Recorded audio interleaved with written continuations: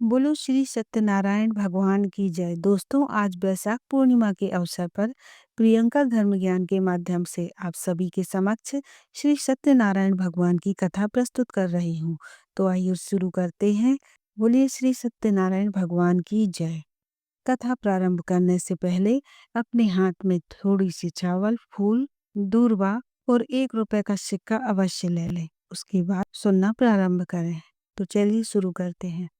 महामुनि व्यास जी ने कहा, बहुत समय पहले नैमिषारण्य तीर्थ में सनकादिक 88,000 ऋषियों ने पुराण वेदता श्री सूत जी से पूछा, हे सूत जी, इस कलयुग में वेद विद्या रहित मानवों को ईश्वर भक्ति किस प्रकार से मिलेगी तथा उनका उद्धार कैसे होगा। हे मुनि श्रेष्ठ, ऐसा कोई व्रत अथवा तब बताइए जिसके करने से थोड़े ही समय में पुण्य प्राप्त हो तथा मनवांछित फलों की प्राप्ति हो। ऐसी कथा सुनने की हमारी बहुत इच्छा है। इस प्रश्न पर शास्त्रों के ज्ञाता श्री सूत जी ने कहा, हे वैष्णव, मैं पूज्य आप सभी प्राणियों के हित एवं कल्याण की बात पूछी है। अब मैं उस श्रेष्ठ व्रत को आप लोगों के सामने कहूंगा जिससे श्रेष्ठ मुनि नारद जी ने श्री लक्ष्मी नारायण भगवान से पूछा था और श्री लक्ष्मी नारायण भगवान ने मुनि श्रेष्ठ नारद जी को बताया था। आप सभी श्रोतागण यह कथा ध्यान से सुने।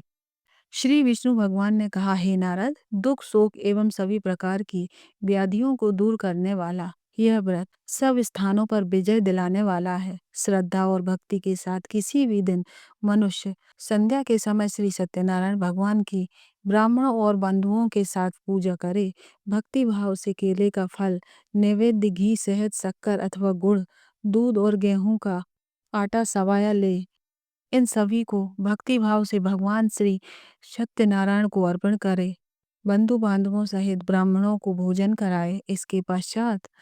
इसके पश्चात ही स्वयं भोजन करे। रात्रि में श्री सत्यनारायण भगवान के गीत आदि का आयोजन कर श्री सत्यनारायण भगवान का स्मरण करते हुए समय व्यतीत करे। इस तरह से मनुष्य व्रत करेंगे तो सभी मनोकामनाएं और अवश्य ही पूर्ण होती हैं। विशेष रूप से कलयुग में मृत्यु लोक में यही एक ऐसा उपाय है जिससे अल्प समय और कम धन से महान पुण्य की प्राप्ति हो सकती है। श्री सत्यनारायण व्रत कथा का पहला अध्याय संपूर्ण। बोलिए श्री सत्यनारायण भगवान की जय। द्वितीय अध्याय। महान संत सूत जी ने कहा, हे ऋषियों, जिन्होंने प्राचीन काल में इस व्रत को किया है उनका इतिहास मैं सबसे पहले कहता हूँ।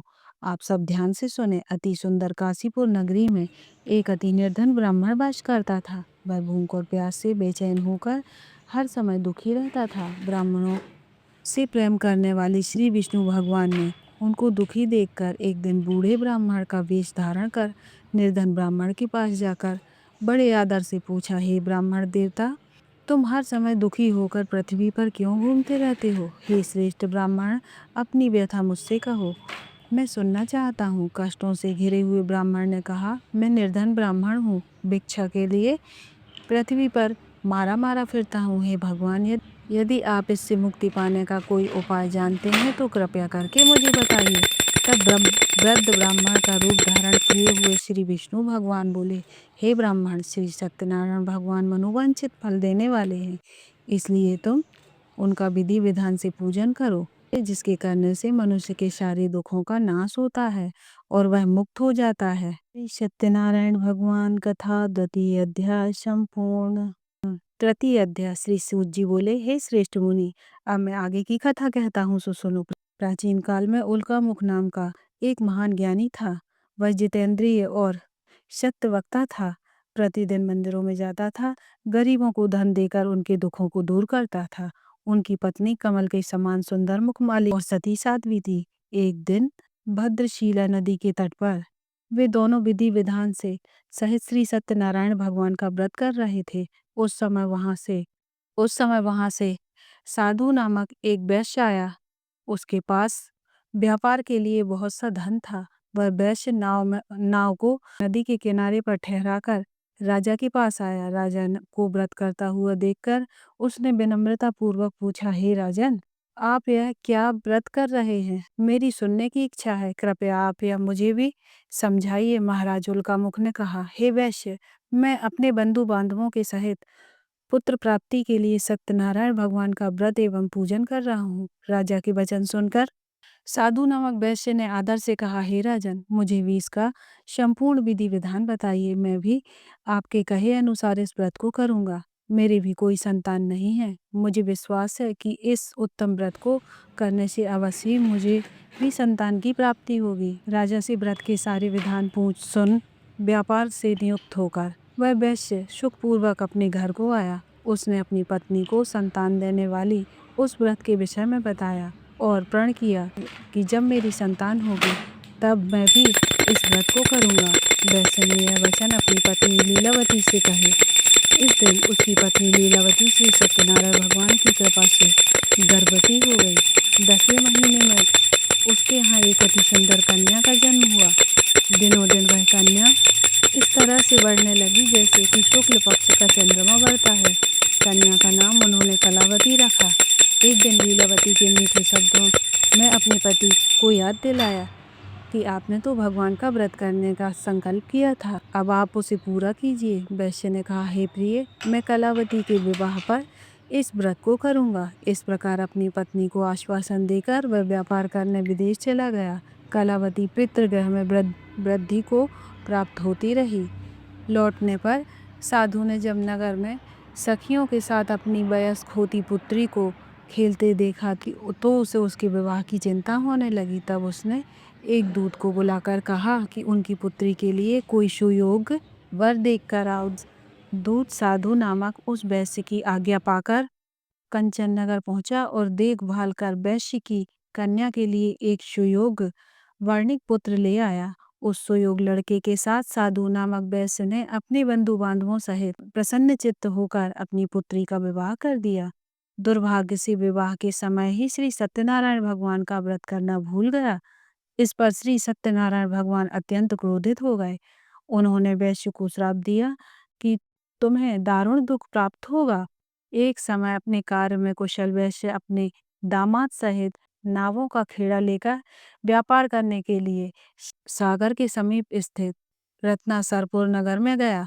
रत्नासरपुर में चंद्रकेतु नामक एक राजा राज करता था। दोनों ससुर जमाई चंद्रकेतु राजा के उस नगर में व्यापार करने लगे। एक दिन भगवान सत्यनारायण की माया से प्रेरित एक चोर राजा चंद्रकेतु का धन चुराकर भाग रहा था। राजा के दूतों को अपने पीछे तेजी से आता देख चोर ने घबराकर राजा के धन को उस वैश्य की नाव में छुपा कर रख दिया जहां वे ससुर जमाई ठहरे हुए थे और भाग गया। जब राजदूतों ने उस वैश्य के पास राजा के धन को रखा देखा तो उन्होंने ससुर दामाद को ही चोर समझकर वे उन ससुर दामाद दोनों को बांध कर ले गए और राजा के समीप ले जाकर बोले, आपका धन चुराने वाले ये दो चोर थे, हम इन्हें पकड़ लाए हैं, देखकर आज्ञा दें। राजा ने उस वैश्य की बात बिना सुने ही उन्हें कारागार में डालने की आज्ञा दे दी। इस प्रकार राजा की आज्ञा से उन दोनों को कारावास में डाल दिया गया तथा उनका सारा धन भी छीन लिया गया। सत्यनारायण भगवान के श्राप के कारण उस वैश्य की पत्नी लीलावती व पुत्री कलावती भी घर पर बहुत ही दुखी रहने लगे। उनका सारा धन चोर चुरा कर ले गए। मानसिक शारीरिक पीड़ा तथा भूख प्यास से अति दुखी और भोजन की आस में कलावती एक ब्राह्मण के घर में गई। उसने ब्राह्मण को श्री सत्यनारायण भगवान का व्रत विधि पूर्वक करते देखा। उसने कथा सुनी, श्रद्धा पूर्वक प्रसाद ग्रहण किया और प्रसाद ग्रहण करके रात को घर आई। माता ने कलावती से पूछा, हे पुत्री, तू अब तक कहाँ रही? मैंने तेरे लिए बहुत चिंतित थी। माता के शब्द सुन कलावती बोली, हे माता, मैंने एक ब्राह्मण के घर में श्री सत्यनारायण भगवान का व्रत होते देखा और मेरी भी उत्तम व्रत को करने की इच्छा हुई। माता ने कन्या से के वचन सुनकर सत्यनारायण भगवान के पूजन की तैयारी की। उसने बंधु बांधवों सहित श्री सत्यनारायण भगवान का पूजन व व्रत किया और वर मांगा कि मेरे पति और मेरे दामाद शीघ्र ही घर लौट आवें। साथ ही मैं विनती की कि हे प्रभु, अगर मुझसे कोई भूल हुई है तो हम सबके अपराध को क्षमा करें। श्री सत्यनारायण भगवान इस व्रत से प्रसन्न हो गए। उन्होंने राजा चंद्रकेतु को स्वप्न में दर्शन देकर कहा, हे राजन, जिन दो वैश्यों को तूने बंदी बनाकर रखा है वे निर्दोष हैं, उन्हें प्रातः छोड़ दो। उनका सब धन जो तुमने अधिग्रहित किया है वह उन्हें लौटा दो। तुम्हारा राज्य, धन, पुत्र आदि नहीं तो मैं सब नष्ट कर दूंगा। राजा से ऐसे वचन कहकर भगवान अंतर्ध्यान हो गए। प्रातःकाल राजा चंद्रकेतु ने दरबार में सबको अपना स्वप्न सुनाया और सैनिकों को आज्ञा दी कि दोनों वेश्यों को कैद से मुक्त कर दरबार में ले आओ। दोनों वेश्यों ने आते ही राजा को प्रणाम किया। राजा ने कोमल वचनों में कहा, हे महानुभाव, तुम्हें अज्ञानतावश ऐसा कठिन दुख प्राप्त हुआ है, अब तुम्हें कोई भय नहीं है, तुम मुक्त हो। ऐसा कहकर राजा ने उनको नए वस्त्र और आभूषण पहनाए तथा उनका जितना भी धन लिया था उससे दोगुना लौटाकर आदर से विदा किया। दोनों वैश्य अपने घर को चल दिए। तो बोले श्री सत्यनारायण भगवान की जय। तृतीय अध्याय संपूर्ण। चतुर्थ अध्याय। सूत जी ने आगे कहा, वैश्य ने यात्रा आरंभ की और अपने नगर की ओर चला गया। उनकी थोड़ी दूर आगे बढ़ने पर दंडी वेशधारी श्री सत्यनारायण भगवान ने उनकी परीक्षा लेने हेतु उनसे पूछा, हे वैश्य, तेरी नाव में क्या है? अभिमानी वाणिक हंसता हुआ बोला, हे दंडी, आप ऐसा क्यों पूछते हो? क्या आपको धन लेने की कामना है? मेरी नाव में तो बैल और पत्ते भरे हैं। वैश्य के ऐसे वचन सुनकर दंडी वेशधारी श्री सत्यनारायण बोले, तुम्हारा वचन सत्य हो। ऐसा कहकर वे वहां से चले गए और कुछ ही दूर जाकर समुद्र के तट पर बैठ गए।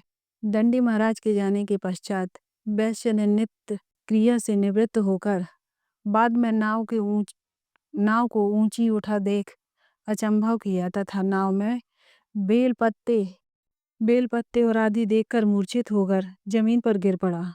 मूर्छा खुलने पर अति शोक करने लगा।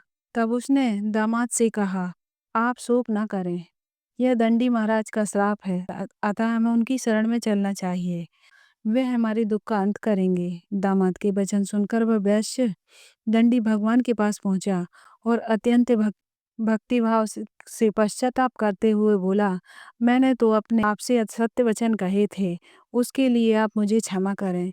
ऐसा कहकर वह शोकातुर होकर रोने लगा। तब दंडी भगवान बोले, हे वाणिक पुत्र, मेरी आज्ञा से ही बार बार तुझे कष्ट प्राप्त हुआ है, तू मेरी पूजा से विमुख हुआ है। तब उस वैश्य ने कहा, हे भगवान, आपकी माया को तो ब्रह्मा आदि देवता भी नहीं जान पाते हैं, तो मैं मूर्ख भला कैसे जान सकता हूँ। आप प्रसन्न होइए, मैं अपनी क्षमता अनुसार आपकी पूजा करूँगा, मेरी रक्षा कीजिए, मेरी नौका पहले के समान धन से परिपूर्ण कीजिए। उसके भक्ति से परिपूर्ण वचन सुनकर श्री सत्यनारायण भगवान प्रसन्न हो गए और उसकी इच्छा अनुसार वर देकर अंतर्ध्यान हो गए। तब ससुर व दामाद दोनों नाव पर आकर देखा तो पाया कि नाव धन से परिपूर्ण है। फिर वह विधि विधान से भगवान सत्यनारायण का पूजन कर साथियों सहित अपने नगर को चला। जब वह अपने नगर के निकट पहुंचा तब उसने एक दूत को अपने घर भेजा। दूत ने साधु नामक वैश्य के घर जाकर उसकी पत्नी को नमस्कार किया और कहा, आपके पति और जामाता इस नगर में के समीप आ चुके हैं। लीलावती और उसकी कन्या कलावती उस समय भगवान का पूजन कर रही थी। दूत का वचन सुनकर साधु की पत्नी ने बड़े हर्ष के साथ सत्यनारायण भगवान का पूजन पूर्ण किया और अपनी पुत्री से कहा, मैं अपने पति के दर्शन को जाती हूँ, तो पूजन पूर्ण करके शीघ्र आ जाना। परंतु कलावती पूजन एवं प्रसाद छोड़कर अपने पति के दर्शन के लिए चली गई। पूजन एवं प्रसाद की अवज्ञा के कारण भगवान श्री सत्यनारायण ने रुष्ट होकर उसके पति को नाव सहित ही पानी में डुबा दिया। कलावती अपने पति को ना पाकर रोती हुई जमीन पर गिर पड़ी। नौकर को डूबा हुआ देख उसने कन्या को रोती हुई देख साधु नामक वैश्य द्रवित हो बोला, हे प्रभु, मुझसे या मेरे परिवार से अज्ञानतावश जो भी अपराध हुआ है उसे क्षमा करें। उसके ऐसे वचन सुनकर सत्यदेव भगवान श्री सत्यनारायण भगवान प्रसन्न हो गए। आकाशवाणी हुई, हे वैश्य, तेरी पुत्री मेरा प्रसाद छोड़कर आई थी, इसलिए उसका पति अदृश्य हो गया। यदि वह घर जाकर प्रसाद ग्रहण करके लौटे हो तो उसका पति उसे अवश्य मिलेगा। आकाशवाणी सुनकर कालावती ने घर पहुंचकर प्रसाद ग्रहण किया और फिर आकर अपने पति को पूर्व रूप में पाकर वह अति प्रसन्न हुई तथा अपने पति के दर्शन किए। तत्पश्चात साधु वैश्य ने बंधु बांधवों सहित सत्यनारायण का विधि विधान पूर्वक व्रत पूजन किया और समय समय पर आगे भी व्रत पूजन कर कथा को सुनता रहा। अंत में वह इस लोक को छोड़कर सभी प्रकार के सुख भोग कर मोक्ष को प्राप्त हुआ। बोले श्री सत्यनारायण भगवान की जय। चतुर्थ अध्याय समाप्त। पंचम अध्याय। श्री सूत जी बोले, हे ऋषिगण, अब मैं आगे की कथा कहता हूँ, सो आप सभी ध्यान पूर्वक सुने। सदा प्रजा के लिए चिंतित तुंगध्वज नाम का एक राजा था। उसने भगवान श्री सत्यनारायण का प्रसाद त्याग कर बहुत कष्ट पाया। एक समय राजा वन में वन पशुओं को मारकर आया, बड़ वृक्ष के नीचे आया। वहां उसने ग्वालों को भक्ति भाव से बंधु बांधवों सहित श्री सत्यनारायण जी का पूजन करते देखा। परंतु राजा को यह देखकर भी अभिमान के कारण ना तो वह वहां गया और ना ही उसने सत्यदेव भगवान को नमस्कार किया। जब ग्वालों ने भगवान का प्रसाद उसके सामने रखा तो उसने प्रसाद को त्याग कर अपने नगर को चला गया। नगर में पहुंचकर उसने देखा कि उसका सारा धन नष्ट हो गया है। वह समझ गया यह सब भगवान सत्यनारायण ने रुष्ट होकर किया है। तब वह वन में वापस गया और ग्वालों के समीप जाकर विधि पूर्वक पूजन का प्रसाद ग्रहण किया। तो सत्यनारायण की कृपा से सब कुछ पहले जैसा ही हो गया और लंबे समय सुख भोग कर वह मरणोपरांत मोक्ष को प्राप्त हुआ। जो मानव इस श्रेष्ठ और दुर्लभ व्रत को करेगा, श्री सत्यनारायण भगवान की कृपा से उसे धन धान की कोई कमी नहीं होगी। निर्धन धनी और बंधु बांधवों से मुक्त होकर निर्भय हो जाता है। संतानहीन को संतान प्राप्त होती है तथा सब इच्छाएं पूर्ण होती हैं। अंत में जब बैकुंठ धाम को जाता है। अब उनके बारे में भी जानिए जिन्होंने पहले इस व्रत को किया, साथ ही दूसरे जन्म में भी की कथा भी सुनिए। सदानंद नामक वृद्ध ब्राह्मण ने सुदामा के रूप में जन्म लेकर श्री कृष्ण की भक्ति सेवा से बैकुंठ प्राप्त किया। उल्कामुख नामक राजा दशरथ बने और श्री रंगनाथ का पूजन मोक्ष को प्राप्त हुआ। साधु नाम के वैश्य को धर्मात्मा सत्य प्रतिज्ञा नाम को मोर बनकर अपने पुत्र को आरे से चीरकर बैकुंठ धाम को प्राप्त किया। महाराज तुंगध्वज स्वयं मनु बने। उन्होंने बहुत से लोगों को भगवान की भक्ति से में लीन कराकर बैकुंठ धाम को प्राप्त किया। वह लकड़हारा भी अगले जन्म में ग्रह नामक निवाद राजा बना, जिसमें राम के चरणों की सेवा कर अपने सभी जन्मों को संवार लिया। तो बोले श्री सत्यनारायण भगवान की जय। पंचम अध्याय समाप्त। तो दोस्तों, उम्मीद है कि यदि वीडियो अच्छा लगा हो तो इसे लाइक और शेयर ज़रूर करें और प्रियंका धर्म ज्ञान चैनल को सब्सक्राइब करके हमारे धर्म परिवार का हिस्सा बने। जय श्री हरि विष्णु, जय माता दी। मिलते हैं अगली दिव्य ज्ञान के वीडियो में। धन्यवाद।